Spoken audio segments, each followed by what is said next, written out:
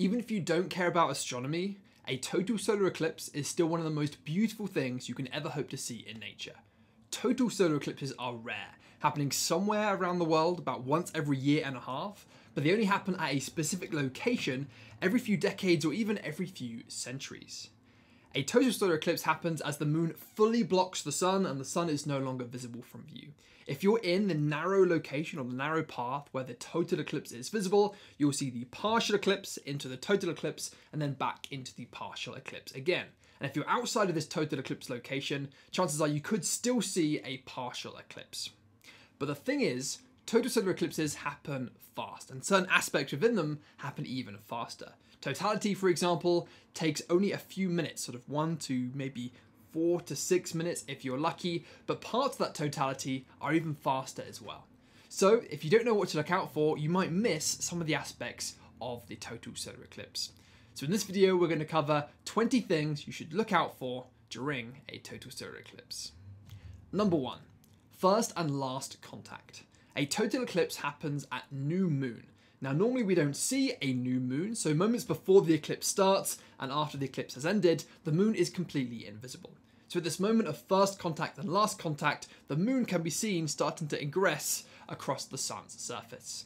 I should say, by the way, you can only see this if you're wearing eclipse glasses or using a solar projector or reflector to look at the eclipse. You can't look at this directly. But this is visible everywhere where there is a partial eclipse, as are the first few items on this list. Number 2 is a bit of an obvious one, but it's the shape of the crescent sun. As the moon moves across the sun's surface, it takes a larger and larger sort of bite of the sun, so that sun slowly changes shape, and that will depend on your location as well. Again, to look at this, you're going to need solar eclipse glasses or some way to project or reflect an image of the sun. Item 3 is sunspots. Now, this is not something you're always guaranteed to see, especially if you're just looking at the sun with regular eclipse glasses, but sometimes there are sunspots on the sun that are big enough to see unmagnified. So if you've got good eyesight and there's a large sunspot on the sun and you're looking at the sun anyway for this crescent partial sun shape, you might see little black dots on the surface of the sun. And if you're looking at the solar eclipse with a solar telescope or solar binoculars or something like that, then definitely be on the lookout for small black dots littered across the surface of the sun. Item number 4 is again visible during a partial eclipse phase. You don't need to be within the total eclipse phase to see this, but this is shadows and reflections of the crescent sun. So we're used to shadows around us looking like regular shadows, right? But did you know that during a partial solar eclipse, when the moon has eaten up a part of the sun, shadows of sunlight through trees or sunlight through your hair or sunlight as it reflects off a disco ball will also be the same shape as the crescent sun. So there's lots of activities you can do around this, especially with kids, to enjoy and to investigate these shadows cast by the moon. Number 5, is it getting darker? This seems like an obvious thing to say, right? It seems obvious that as the moon eats away more of the sun in the sky, it should get darker. But did you know that you can't actually notice this until you have about an 85% eclipse? So the moon is blocking about 85% of the sun. The reason being is that the human eye is pretty good at adjusting to changing light levels. And so as the moon slowly eats away at more and more of the sun, your eye is adjusting to that changing light level. So it's not until about 15% of the sun is remaining that your eye can no longer adjust to this changing darkness, and you'll start to notice it getting darker around you. Number 6. This is similar to number 5, but as well as having a drop in the brightness around you, there is also a drop in temperature. And similarly, you won't really notice this until the eclipse is taken up a large proportion of the sun, but you will start to notice, because of a lot of that solar radiation has been blocked, temperature is now starting to drop around you and it is getting colder. Number 6 is sharper shadows. And this is again seen during the partial phase of the eclipse when you have about a 90-95% partial. Now, we're very used to shadows in the daytime being caused by sunlight being blocked by objects, right? But the sun has width in the sky, so it has a diameter.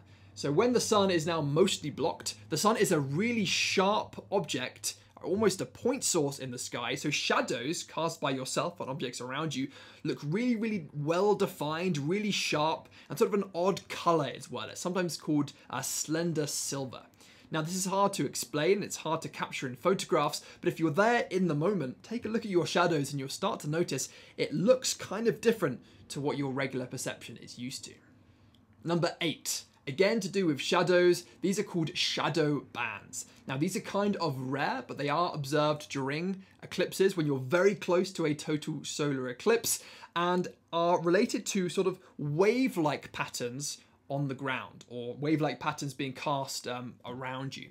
These are also sometimes called sun snakes, and this is similar to on a hot day when you can see the horizon sort of shimmering, or you can see at nighttime stars low in the horizon are twinkling. The sunlight, when it's very close to being total, is such a thin source. Again, you can see things that normally you can't see from a very, very big sun. And one of these is that sunlight being sort of refracted through different layers in the air, causing these strange shadow patterns. Number 9 is the incoming shadow.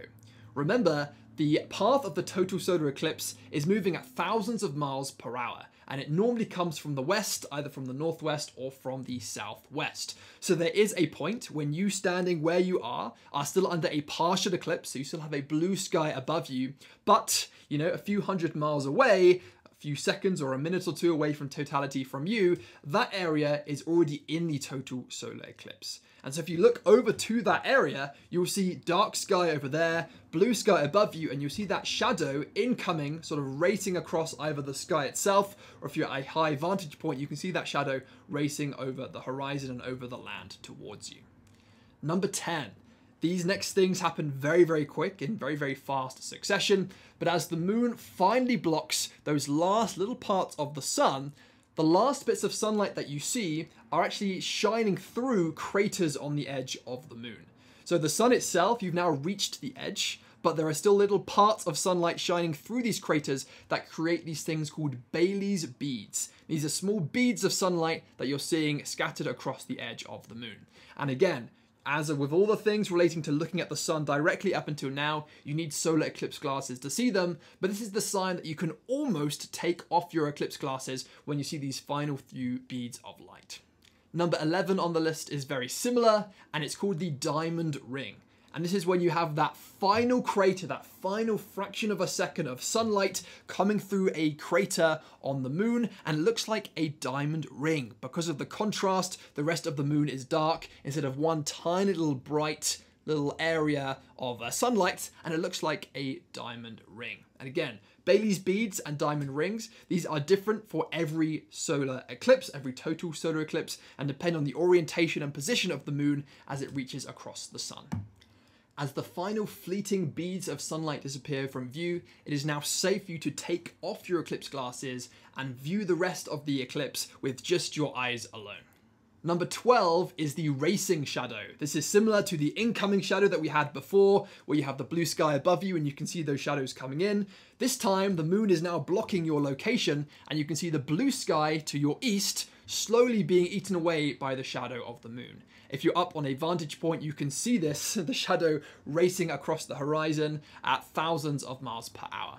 It's also worth noting that the incoming shadow and the racing shadow are also visible at the end of the total solar eclipse as well, in reverse. Number 13. This is probably the most important item on the list, and that is the solar corona. The sun has an atmosphere, it's called the corona, and the only time you can see it with the human eye is during the totality phase of this total solar eclipse. You will see a halo, a bright halo around the moon, extending several times the sun and moon's distance. Number 14 is to look closer at this corona structure and look specifically for structure in the corona. The sun is not always the same. It is constantly changing and churning, especially over an 11-year cycle that we call the solar cycle. At the peak of the solar cycle, the sun is active, has a lot of stuff going on, and at the bottom of this solar cycle, the sun is doing nothing. So, the corona and the structure of the corona will depend on the activity on the sun at that day. Have a look out for large streamers, as they're called. These are large structures sort of pointing away from the sun. If you're lucky, you might even see a coronal mass ejection. These are eruptions on the sun that can be observed during total solar eclipses. You won't see any motion of the eruption because they take several hours to erupt, but you'll see a sort of snapshot or freeze frame of that eruption. These have been observed a few times in history, including back in the 1860 eclipse, before we even knew what coronal mass ejections were.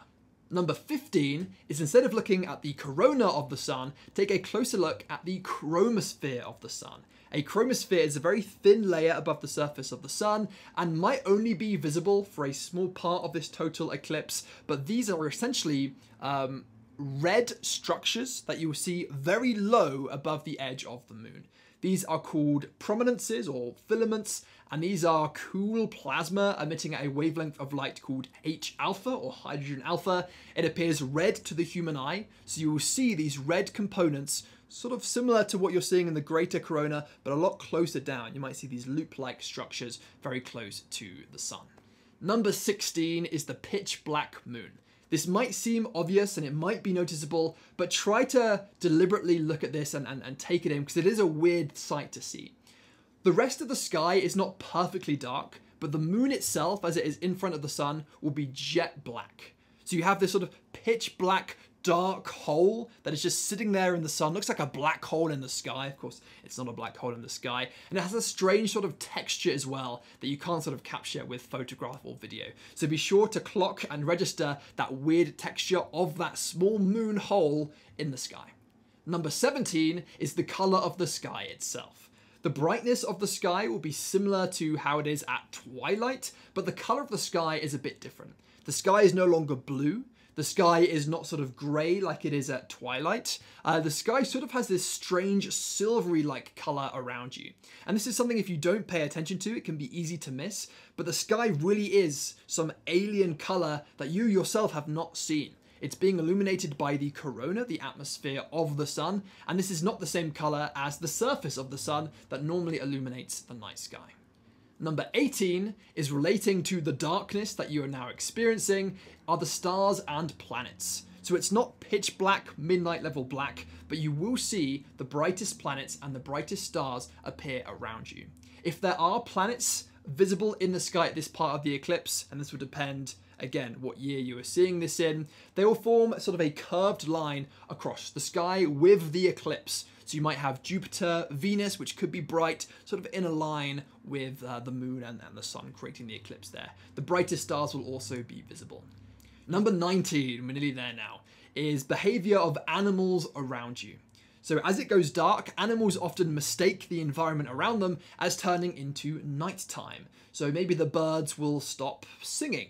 Maybe the cicadas will come out and start making noises. Maybe if you have pets, if you have horses, dogs, chickens, maybe you'll notice these will start to do strange things.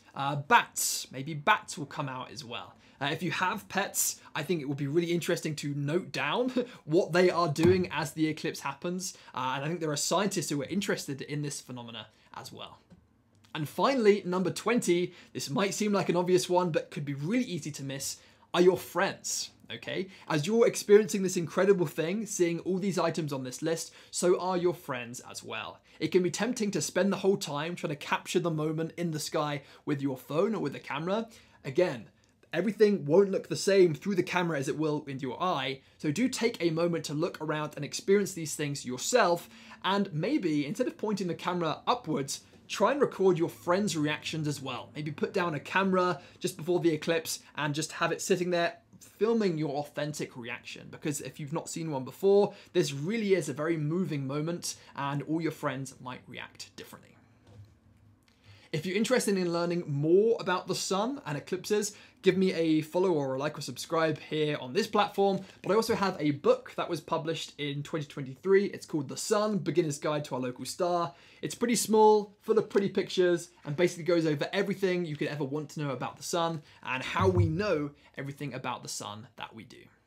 So there we go. That is a list of 20 things to look out for during the total solar eclipse. Some of those are visible during the partial solar eclipse as well. I hope this is helpful, and let me know how many of these you managed to see.